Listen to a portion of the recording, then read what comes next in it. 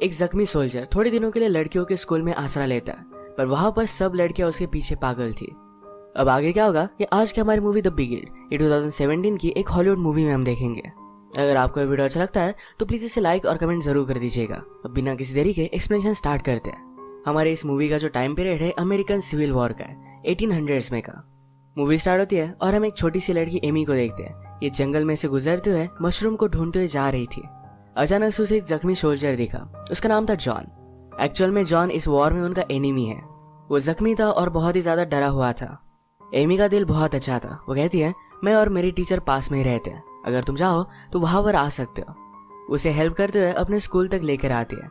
जब स्कूल में जा रहे थे तो उनकी बातों से हमें पता चलता है कि अब स्कूल में ज्यादा लड़कियां नहीं है। 4-5 लड़कियां हैं जो वॉर की वजह से घर पर नहीं जा सकती। इसी वजह से स्कूल अब तक चल रहा है। जब एमी जॉन को स्कूल तक लेकर आई तो सारी लड़कियां उसे देखने के लिए वहां पर पहुंच गई। इनके हेड टीचर का नाम था मार्था। मार्था कहती है इस तरीके से किसी सोल्जर को घर पर लाना है बहुत ही डेंजरस है। वॉर के वक्त एनिमी किसी को भी नहीं छोड़ता। मार्था ने ऑर्डर किया कि हमारे सोल्जर को जाकर बता दो, पर बाकी लड़कियां कहती है कि अगर सोल्जर इसे लेकर गए तो इसकी डेथ हो जाएगी, क्योंकि जॉन की हालत बहुत ही ज्यादा खराब थी। वो इस तरीके से ट्रैवल नहीं कर सकता। बाकी लड़कियों को उसके लिए बहुत ही बुरा लग रहा था, तो ये डिसाइड करते हैं कि जब तक वो ठीक नहीं हो जाता तब तक यही रहेगा और बाद में सोल्जर के साथ उसे भेज देंगे। मार्था को बेसिक फर्स्ट एड वगैरह आता था तो उसका ख्याल रखती है। उसने देखा कि जॉन को गोली लगी है। उसके पैर से उसने सारे पीसेस निकाल लिए। ऐसे हर रोज उनके घर पर कोई भी आदमी नहीं आता तो सारी लड़कियां एक्साइटेड होकर उसे देख रही थी। मार्था उन पर चिल्लाती है और निकल जाने के लिए कहती है। फिर से उस रूम में आने के लिए उसने उन्हें मना कर दिया। आजकल वॉर के हालात बहुत ही खराब है। एक स्टूडेंट जेन कहती है मेरे फादर और मदर मुझे सेफ चाहते थे, इसी वजह से उन्होंने मुझे यहाँ भेजा है। उसे लगता था कि जॉन को यहाँ रहने देना जरा गलत है। नेक्स्ट सीन में हम देखते हैं इनके साइड के सोल्जर उनके घर के सामने से गुजर रहे थे। सब लड़कियों को ऊपर जाने के लिए कहकर मार्था उन सोल्जर से बात करती है। वैसे तो उसे पहले लग रहा था कि जॉन को उसे उन्हें सरेंडर कर देना चाहिए, पर अब ऐसा नहीं लगता।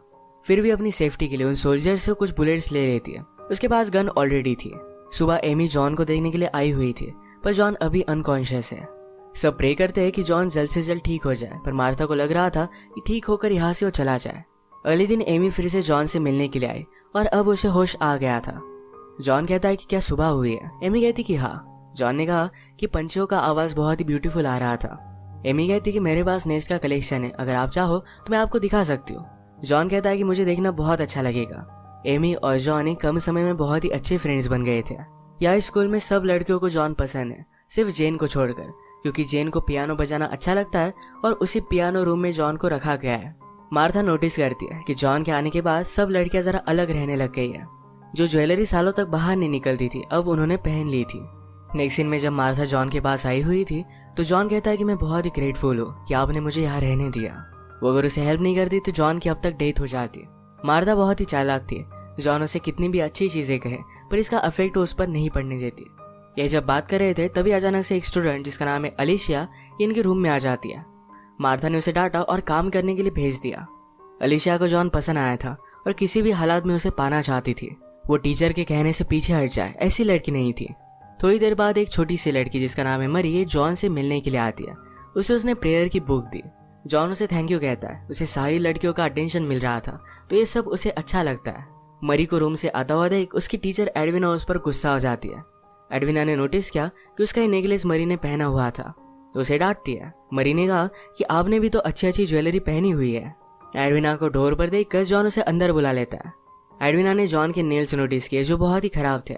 जॉन कन्फेस करता है कि जब वॉर स्टार्ट हुआ तो बहुत ही डर गया था। उसे लगा कि गड्ढा खोद कर उसमें सो जाए। एडविना को कावड़ लगता है पर जॉन कहता है कि मैं स्मार्ट हूँ, मैं जिंदा हूँ, इसी वजह से तुमसे मैं मिल पाया। वो दिखाने की कोशिश कर रहा था कि एडविना उसे अच्छी लगी थी। वो उसके बारे में और भी चीजें जान लेता है। एडविना का कोई भी बॉयफ्रेंड नहीं था तो ये बात जॉन को अच्छी लगी। जॉन ने उसे पूछा कि तुम यहाँ पर कैसे पहुंच गए? मैं इतनी जगह पर घुमाऊं पर तुम्हारी जैसी लड़की को मैंने कहीं भी नहीं देखा। मुझे एक चीज बताओ कि इस वर्ल्ड में अगर तुम्हें सब कुछ चीजें मिल पाए तो तुम क्या पाना चाहती हो? एडविना कहती है कि मैं चाहती हूँ कि मैं यहाँ से बहुत दूर चली जाऊँ। इसके बाद वो यहाँ से चली गई। रात में जब सब लड़कियां प्रेयर कर रही थी तो एलिशिया बहाना बनाकर जॉन के रूम में आ जाती है। उसके पास आकर उसने उसे किस कर लिया। जॉन ने भी नींद में उसे नोटिस किया था। रात में डिनर करते वक्त मार्था सब लड़कियों से पूछती है कि हमारे बीच एक सोल्जर रह रहा है, आप इससे क्या सीखी हो? एलिशिया कहती है मैंने सीखा कि सिर्फ हमारे लाइसेंस के अलावा दुनिया में बहुत सारी चीजें हैं। मार्था उसे समझाती कि तुम्हारी एज में सिर्फ तुम्हें लेसन पर ही ध्यान देना चाहिए। एडविना को जॉन के बारे में लगता था कि वो बहुत ही अंडरस्टैंडिंग है, उसे वो सही तरीके से समझ सकता है। सब रियलाइज करती है कि जॉन को अपने रूम में सबसे दूर बहुत ही अकेला लग रहा होगा। सब जाकर उसे मिलकर आती है। जेन ने उसके लिए पियानो बजाया, उसे ये सब बहुत अच्छा लगता है। अचानक इनके डोर पर नॉक आता है। सब लोग बहुत ही डर गए थे। मार्था को लग रहा था शायद ये एनिमी है, तो सबको उन्होंने कहा कि अगर ये एनिमी होंगे तो 3 बार वो नॉक करेगी। सब यहाँ से भागकर जंगल में चले जाएंगे। अगर पॉसिबल हो पाया तो वहीं पर वो मिलने वाले थे। मार्था जाकर डोर खोलती है तो उनकी साइड के वो सोल्जर्स थे। उसने फिर उन्हें किचन में बिठाया। सोल्जर के बारे में रूम में आकर वो सबको बता देती है। मार्था को लग रहा था कि जॉन को सोल्जर्स को दे देना चाहिए, पर बाकी लड़कियां कहती है कि जॉन का लेग अभी इंजर्ड है। अगर ऐसे वो ट्रैवल करता है तो अपना लेग वो लूज कर सकता है। उसके जान का भी खतरा है। शायद वो लोग उसे लेकर नहीं जाएंगे, रास्ते में मार डालेंगे। दोनों उनके लिए बुरा लग रहा था, तो सब मिलकर डिसाइड करते हैं कि जब तक जॉन ठीक नहीं हो जाता तब तक उसका ख्याल रखेंगे। जॉन इन सारी चीज़ों के लिए ग्रेटफुल था। जाते जाते मार्था जॉन से पूछती है क्या हम ड्रिंक ले सकते हैं, तो जॉन को अच्छा लगता है। जॉन ने मार्था से पूछा क्या वॉर में आपका अपना कोई था। मार्था इसका आंसर नहीं देती। जॉन कन्फेस करता है कि सिर्फ पैसों के लिए उसने वॉर ज्वाइन की थी। मार्था इस बात को समझती है कि वॉर में बहुत सारे लोगों ने ऐसी चीज़ें की है जो कभी भी नॉर्मली नहीं करते। आजकल टाइम ही बहुत ही खराब था। अब हम देखते हैं कि कुछ दिन बीत गए थे। जॉन एक सपोर्ट की मदद से चल सकता था। एमी उसे हेल्प करती है और ज़रा बाहर आते हैं। जॉन को उनकी गार्डन की हालत देखकर खराब लगा। वो कहता है इसे मैं सही तरीके से ट्रेन कर सकता हूँ। वो अभी पूरी तरीके से रिकवर नहीं था, पर इन्हें हेल्प करना चाहता था। पूरे गार्डन में काम कर वो उसे अच्छा बना देता है। काम करते करते उसकी नज़र एडविना पर भी थी। एक दूसरे को देखकर स्माइल करते हैं। अगले दिन जब वो फिर से काम कर रहा था तो मार्था उसके पास आई। कहती है तुम अब अच्छी तरीके से ठीक हो चुके हो। इस वीक के एंड तक वो जॉन को यहाँ से जाने के लिए कहती है। जॉन ने मार्था से कहा कि अब वॉर ऑलमोस्ट खत्म हो चुकी है, आपको अच्छे मालिक की जरूरत पड़ेगी, तुम यहाँ रह सकता हो। मार्था इस बात से मना कर देती है। सब लड़कियों को जब पता चला कि जॉन यहाँ से जाने वाला है तो उन्हें बहुत बुरा लगता है। एडविना फिर उसे मिलने के लिए आई। जॉन उसे कहता है तुमसे मिलना मैं मिस कर रहा था, तुम्हें पता नहीं कि तुम कितनी ब्यूटीफुल हो, मैं तुमसे बहुत प्यार करता हूँ। एडविना कहती कि अगर तुम सीरियस नहीं हो तो ऐसी चीज़ें मत कहा करो। जॉन कहता है कि ऐसा नहीं है, फर्स्ट टाइम मैंने तुम्हें देखा था तभी मुझे तुमसे प्यार हो गया था। अब मेरे पास चॉइस नहीं है, शायद मुझे अब यहाँ से जाना पड़ेगा, इसीलिए मैं तुमसे बात कर रहा हूँ। मैं इस वॉर से अब तंग आ चुका हूँ। एडविना कहती कि वेस्ट में मेरे फादर रहते हैं, वो तुम्हें हेल्प कर सकते हैं। जॉन ने कहा कि तुम भी मेरे साथ चलो। तभी एक लड़की आकर इन्हें डिनर के लिए इन्वाइट कर दिया। डिनर के वक्त सब लड़कियां बहुत अच्छे से रेडी हो गई थी। एलिशिया ने जॉन के लिए एक बहुत ही अच्छा सा पाई बनाया था। ये उसके लिए म्यूजिक भी प्ले करते हैं। चांस मिलने पर जॉन और एडविना ये दोनों डांस करने वाले थे, पर इन्हें मार्था ने इंटरप्ट कर दिया। बात करते करते जॉन फिर से मार्था से कहता है कि मैं यहाँ माली बनकर रह सकता हूँ, पर मार्था ने उसे मना कर दिया। सब लोग डिनर के बाद चले गए। मार्था और जॉन ये दोनों एक दूसरे के करीब आ गए थे, पर ऊपर से एक लड़की चिल्लाती है और ये दोनों इंटीमेट नहीं हो पाए।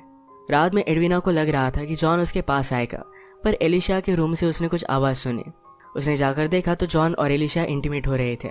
जॉन जल्दी से उसके पास आकर उसे समझाने की कोशिश करता है, पर एडविना कुछ भी समझना नहीं चाहती थी। वो इस फाइट में उसे पुश करती है और जॉन स्टेज से नीचे गिर गया। सब लोग वहां पर पहुंच गए। मार्था पूछती है कि हुआ क्या। एलिशा कहती है जॉन ने मुझ पर हमला किया था। एडविना भी बहुत रो रही थी। मार्था जब जॉन का पैर देखती है तो बहुत ही ज़्यादा इंजर्ड हो चुका है। उसे बहुत ज़्यादा खून बह रहा था। अगर ऐसा कंटिन्यू हुआ तो उसकी डेथ हो जाएगी। उसके पास कोई भी ऑप्शन नहीं था। वो कहती कि मुझे पैर काटना पड़ेगा। जॉन को जब होश आता है तो बहुत ही ज़्यादा रोने लग गया। एडविना उसे देखने के लिए आई। जॉन कहता है तुमने मुझसे बदला लिया है, मैं तुम्हारे और मार्था के रूम में नहीं आया, इसी वजह से तुमने एक कट कर दिया। वो डिस्कस करती है कि उन्होंने अगर जॉन को जाने दिया तो अपने फ्रेंड्स को वापस लाकर उनसे वो बदला लेगा। डर कर जॉन को उन्होंने बांध दिया था।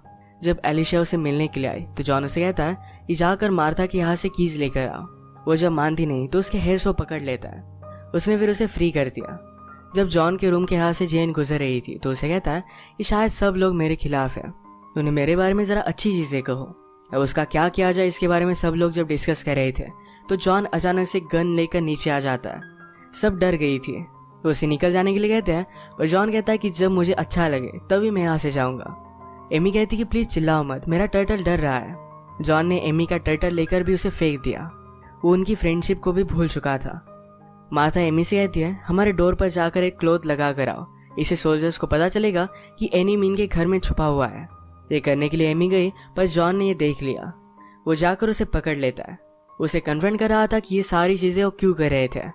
मार्था उसे बचाने के लिए आ गई। वो सबको घर में ले जाकर बात करता है, कहता है मैं किसी को भी मारना नहीं चाहता, पर अगर ऐसा फिर से हुआ तो किसी ना किसी को तो मैं मार ही डालूंगा। उसकी जो भी हालत हुई है इस हालत के लिए उन्हें ही ब्लेम करता है। वो चला गया पर उसके पीछे पीछे एडविना जा रही थी। मार्था ने उसके पास जाने से उसे मना किया पर एडविना मानती नहीं। सारी चीजें भुलाकर एक दूसरे के साथ इंटीमेट हो जाते हैं। मार्था और सब लड़कियां डिस्कस करती कि अब जॉन का करना क्या है। मरी को आइडिया आया कि एमी को मशरूम्स के बारे में बहुत पता है, कुछ मशरूम पॉइजनस होते हैं, ये जॉन को खिला सकते हैं। ये चीज़ मार्था को भी सही लगती है।